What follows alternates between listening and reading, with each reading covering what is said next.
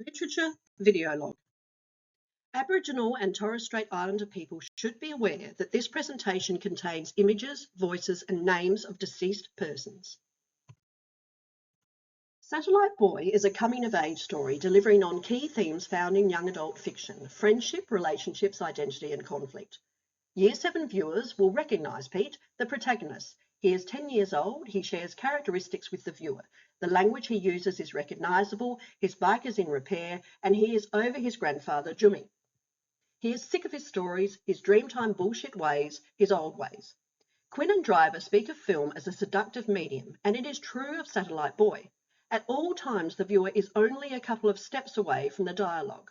We are at eye level with them. We are on the ground. We hear everything, sometimes more than the characters. The diegetic sounds of nature, wind whirling around the scene, provides a sense of movement. It tangles Jimmy's long grey hair as the camera closes in on his face, reminding us that he is of the old ways. Language is used to tell stories, share traditions, bind a relationship and connect a country. It plays a key role in developing and defining the characters as of old ways and new ways. Jimmy is a traditional man. He uses home language to communicate with Pete important cultural information, such as reminding him of his country, his identity. At one point, Jimmy points to Pete's country, directing our gaze to the vast landscape with his hand. We are reminded that the characters are part of the environment through the earthy colours of their costumes.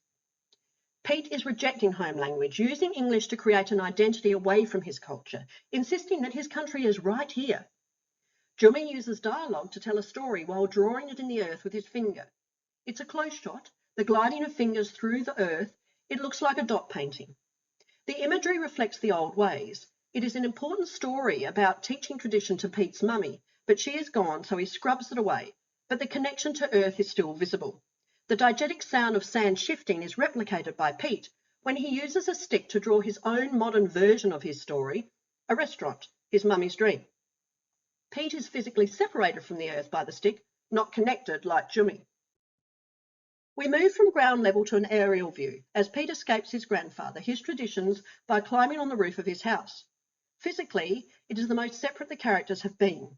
The physical separation a metaphor for cultural separation. The light on the grass looks like early afternoon. This film is an example of realism, as MacDonald describes. It is a family story as it represents family life, and viewing family stories plays a key role in supporting younger readers to develop a sense of identity. As the film progresses, Pete connects with culture so he can survive, relying on the early learnings of his grandfather. The text will be used to discuss the components of First Nations sense of identity. I will use the pictograph in the Aboriginal and Torres Strait Islander histories and cultures cross-curriculum priority as a template for learners to develop their own identity map.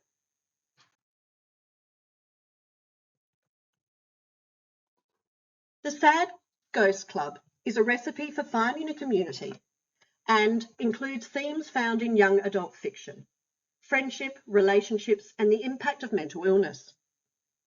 The sad ghost is a real person, a character in the text. They live in the real world. However, they live as a ghost, a metaphor for the invisibility caused by mental illness. In this 2-page spread, mental illness is represented as colourless, overwhelming, and isolating. The previous pages provide us with context. The scene takes place in the bedroom. It is early morning and it's time for the sad ghost to get ready for school after a restless night of sleep, a relatable experience for most Year 8s.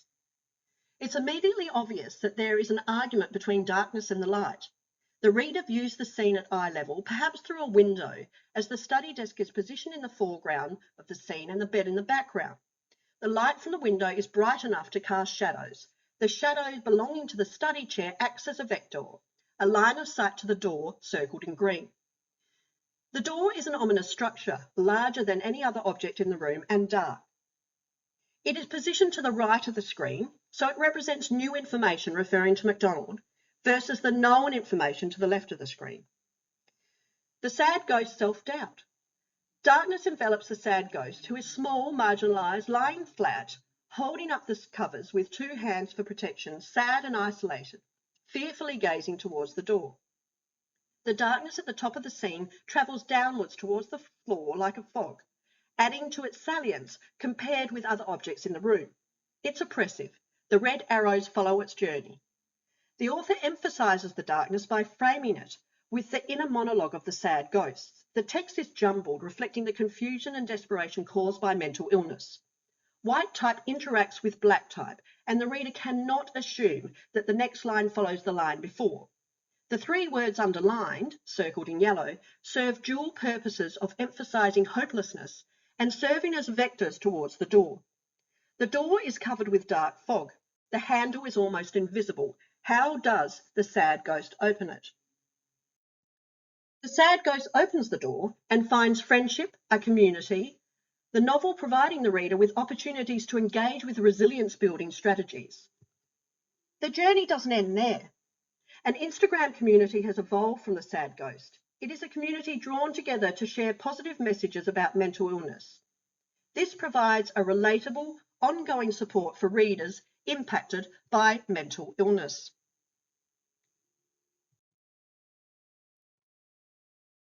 Let's Never Speak of This Again is a coming-of-age story. It's about friendship and how friendships change with age, affected by tragedy and loss.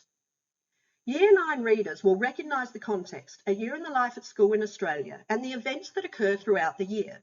Exposure to underage drinking at parties, getting a job, netball finals, going to concerts, thinking about embarking on sexual relationships, anxiety about the future, and finding identity.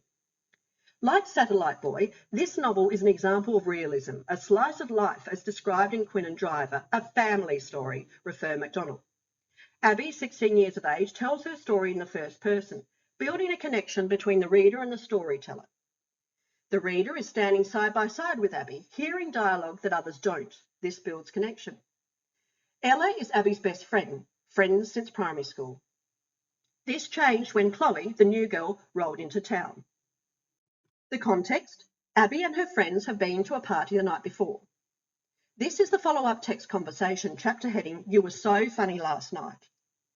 It uses short sentences, recurring sounds, the notification of the bing, and words no, no, no, no, no, no, no to progressively increase the pace of the dialogue, and this reflects Abby's sense of panic. The phrase, "Oh God, what happened last night?" disempowers Abby. It presents her as vulnerable, with all the power resting with her friends. They have the knowledge, and thanks to mobile phone technology, they have the evidence. This use of alliteration, drink, dribble, down, moves the reader towards a crescendo of embarrassment for Abby, the revelation in front of a crowd of her mid-air butt-wearing saggy flowery undies. The author uses noun grouping to emphasise Abby's disdain for her undies. The introduction of a flashback involving a conversation with her mum serves as a reminder of generational divide. Mum calls them knickers. When reading the chapter, the placement of single sentences, the use of italics, make it sound like a text message. The tone is conversational. The use of contractions, whose, lots, its, and the phrases "you were so funny last night" and "saggy around the butt" and the XX for kisses at the end of a text informalise the conversation, make it relatable to younger readers. The reader emphasises with Abby, all readers would have experienced a sense of embarrassment about something they did in front of their friends, and or something that they wanted to impress their friends with. Therefore, it is fair that the reader asks, why did her friends not intervene? What else could have happened? What is the definition of a good friend? These questions are prompted by the text. It involves the reader thinking beyond the text, reflecting on how they might act in a similar situation, assisting with the development of their own social awareness.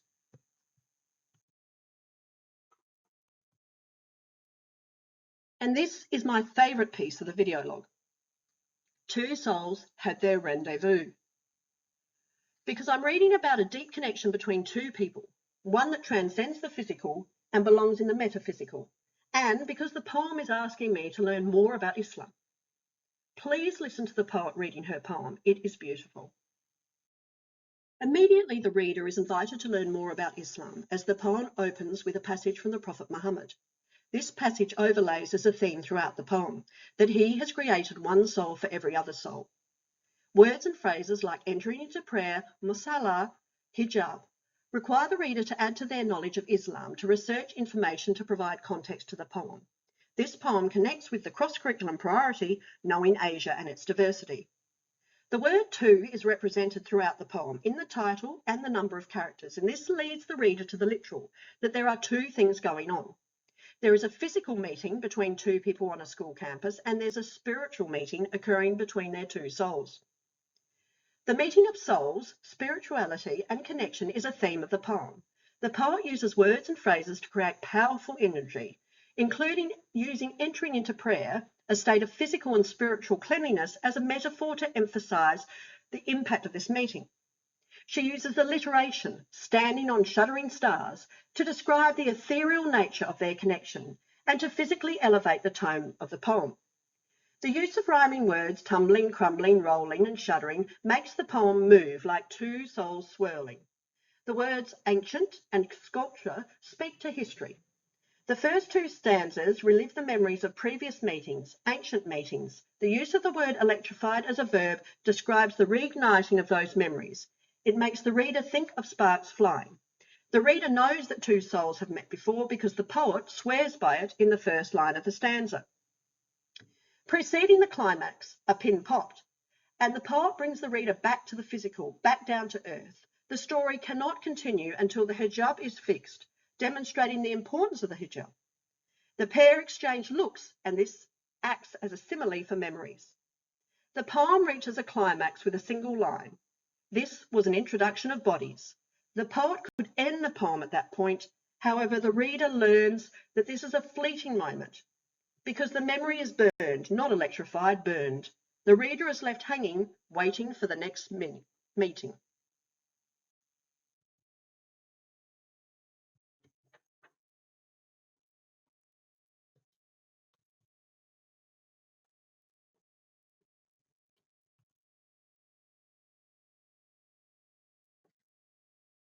Drama, also known as enactment or action strategies, Willem 2003, will help Year 10 students to experience and interpret, reflect all kinds of texts.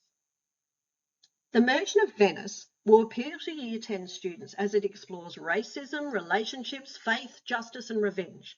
It is classified as a Shakespearean comedy, life triumphing over death, refer Quinn and Driver, but it contains a lot of sadness. It uses language to shift the reader's alliance throughout the play. Set in the late 1500s, a plot summary in 75 words.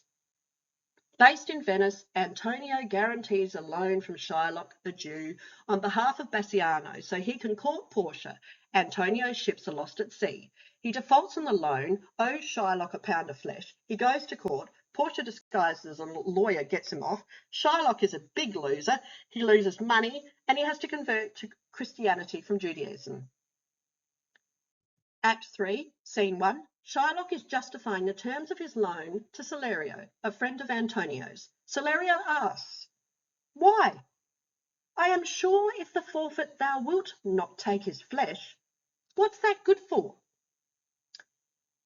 The first line in Shylock's response delivers a grotesque image of Antonio's flesh being only good enough to feed to fish, belonging at the bottom of the sea like his ships. Not lost on the audience, the actualization of a pound of flesh. That's half a kilo. Shylock presents the image of a madman, not Hannibal Lecter, but not far off. He continues his monologue asking 10 rhetorical questions. Questions marked, highlighted in blue, and on closer inspection, Shakespeare could have added a few more. Rhetorical questioning adds to the effect of the speech, both imagery and speed, building towards a climax. The monologue form allows Shylock to speak as he wants and emphasise what he wants. He uses relatable items to draw commonalities between Christian and Jew, weapons, diseases, medicine, and the seasons. The audience would use these items or experience them daily. The range would have been limited in 1600, i.e. one prescription to fix an ailment, so they will identify with the observations. Shylock is delivering his version of the narrative. He is setting up his justification for revenge. Revenge because of the material things lost to him, example, hindered me $500,000, and the immaterial, cooled my friends and scorned my nation. Shakespeare provides Shylock with repetitive language. He owns the speech, using personal pronouns, I, we. Use of the first person is a strategy to connect with the character. And then this line, the climax. The villainy you teach me, I will execute, and it shall go hard, but I will be better the instruction. Here are the links to the Australian curriculum, and there is a fantastic link there to a modern version of Shylock's speech, and I invite you to look at it.